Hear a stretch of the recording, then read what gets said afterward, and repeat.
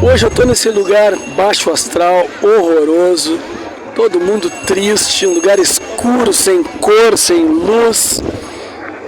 O sol eu sei que tá uma porcaria, a vida acontece ali atrás, mas assim, ó, balacas à parte, tá? Eu tô aqui em Porto de Galinhas, que eu acho que é uma das praias mais conhecidas, mais cultuadas, talvez, do Brasil, né? Tô passando os dias aqui em Pernambuco. O pessoal passa, dá uma olhada com uma cara meio estranha, o que esse maluco tá fazendo aí?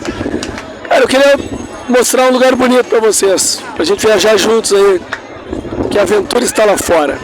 Hoje eu vou falar de um livro, tá, que tem a ver um pouquinho, acontecem algumas desventuras do personagem aqui, é uma história real. Olha só, eu tô com a minha escola quase voando aqui, então a coisa vai ser meio no improviso, tá? Ó, cotovelo, segura o papel. Esse livro aqui, ó, de um alemão chamado Hans Staden, Duas Viagens ao Brasil. Já que eu estou fazendo uma viagem pelo Brasil, eu trouxe para ler esse livro aqui, que me foi presenteado pelo Carlos, né, nosso amigo querido do canal Livros e E-Books. Tá?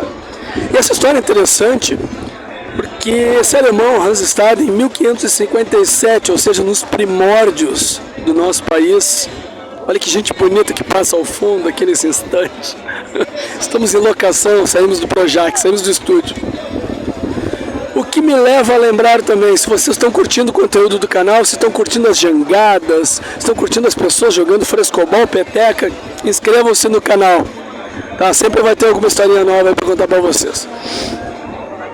O Hans Staden era um alemão mercenário, arcabuzeiro. O que é um arcabuzeiro? É um cara que atira com arcabuz, que é tipo um bacamarte.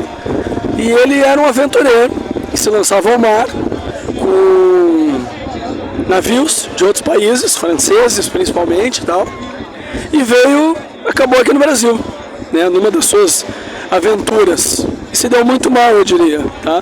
Essa edição aqui, enquanto eu seguro aqui de novo minha escolinha, essa editora aqui é da Garnier, de 2021, vocês encontram da LPM também, eu acho que isso aqui está em catálogo ainda na Amazon, barbado de achar.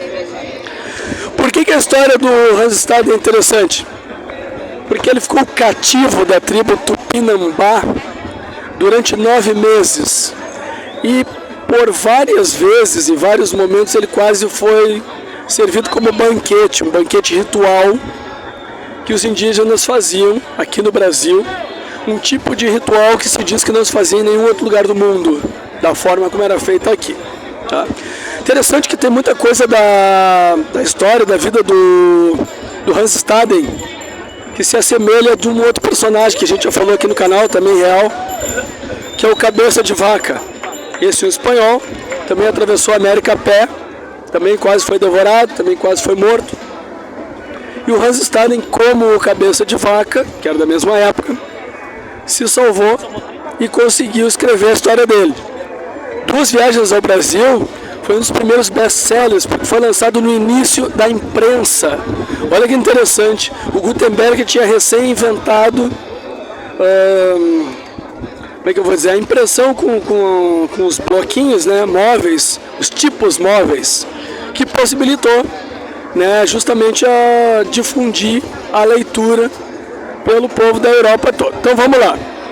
Ele passou 9 anos fora da Alemanha, somando dessas viagens. Durante 9 meses ele foi cativo dos Tupinambás, uma tribo guerreira, tá? Uma tribo sem piedade com seus inimigos, que eram principalmente os Tupiniquins, e viviam se bicando. Tá? Em 1850, em 1848, e aí por que aqui é interessante, qual é a coincidência? O Hans Staden participa do cerco de Olinda, está aqui do lado de Olinda, tão perto de Olinda. E quando ele veio na primeira viagem dele, houve um cerco a um forte de Olinda, e a gente está falando de 1500 e pouco, gente. Ah, para ver como o lugar aqui é muito antigo. Eu sou de Porto Alegre, uma cidade que tem 250 anos, eu acho mais ou menos, não se compara. Isso aqui é o começo do Brasil. Durante um mês, os indígenas, que eu não vou me lembrar qual a tribo, fizeram um cerco e eles resistiram e conseguiram reverter a situação. Parece que a armada daí em que o Hans Staden estava foi lá e resolveu a situação. Na segunda viagem, o navio dele naufragou. Tá? E uma coisa que chama muita atenção em toda a história do Hans Staden é que ele sempre entrega a vida dele a Deus. A fé do cara era inabalável. O que acontecia de bom, ele agradecia a Deus.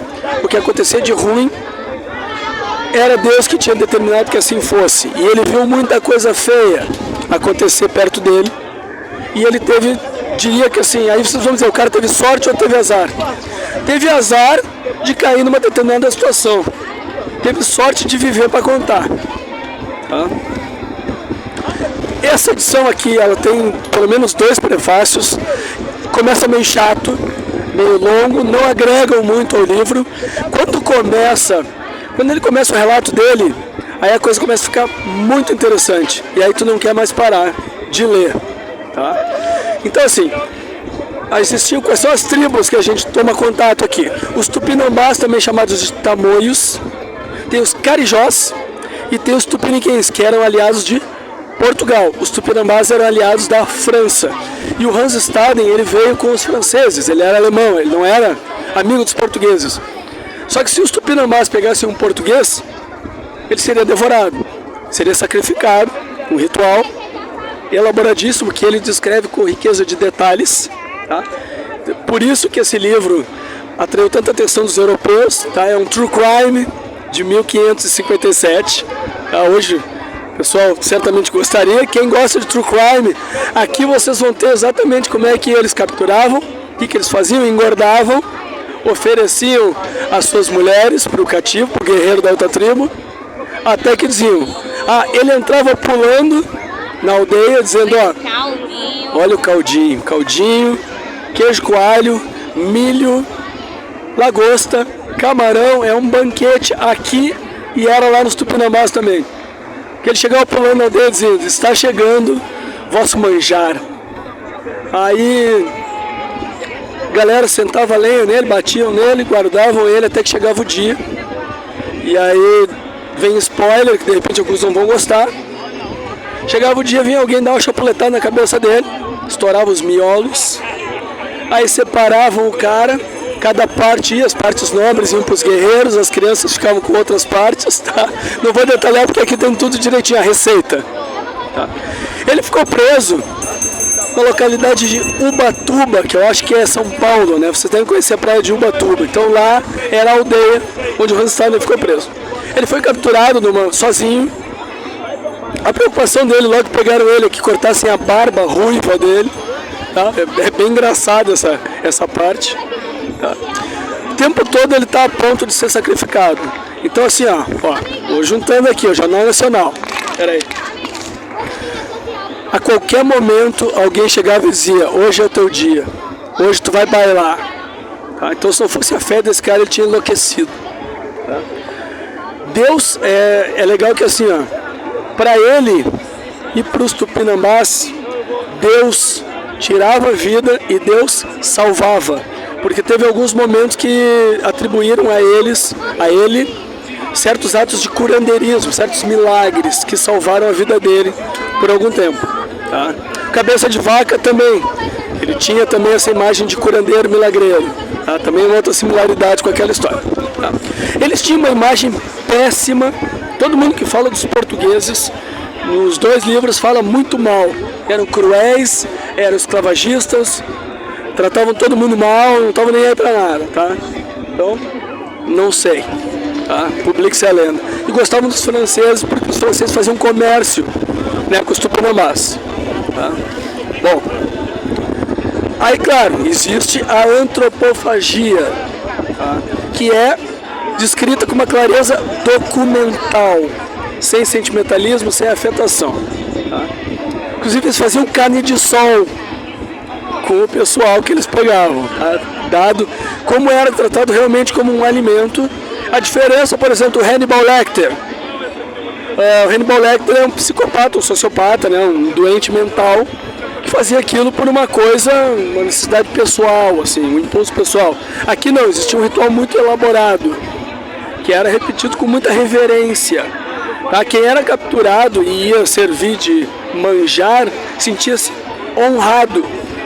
E era comum eles uma tribo guerrear com a outra para justamente pegar prisioneiros, matavam um pouco durante a luta, olha só que loucura, mas pegavam prisioneiros para fazer toda essa função com eles. Tá? Esse livro aqui ele tem muitas gravuras, tá? Eu não vou conseguir abrir, gente, por causa do vento que está muito forte, mas procurem. Tá? E são gravuras que foram justamente descritas pelo Randstad na época, tá? Então tem uns desenhos muito elaborados, muito legais, que mostram cada parte, mostram a aldeia, mostram ele sempre num cantinho com uma cruz rezando, tá? Nessa época eram muito comuns e atraíam muito interesse os relatos distantes, gente que foi para terras assim inóspitas, né, inacessíveis para os europeus, e traziam. Muita gente trazia a história da carochinha, mentia pra caramba. Só que a história do Randstad, ela foi justamente elogiada porque ela tinha um caráter muito verídico. Tá? Inclusive, o Sir Richard Francis Burton, que a gente tem vídeo no canal, né, que foi um grande aventureiro inglês, ele prefaciou, né, fez uma longa introdução de uma das edições, né, traduziu para o inglês e fez uma tradução muito elogiada, com uma introdução longa, que é quase um livro em si. Tá? Essa aqui que eu tenho é a versão da tradução de 41, com muitas notas, às vezes tem mais notas do que texto.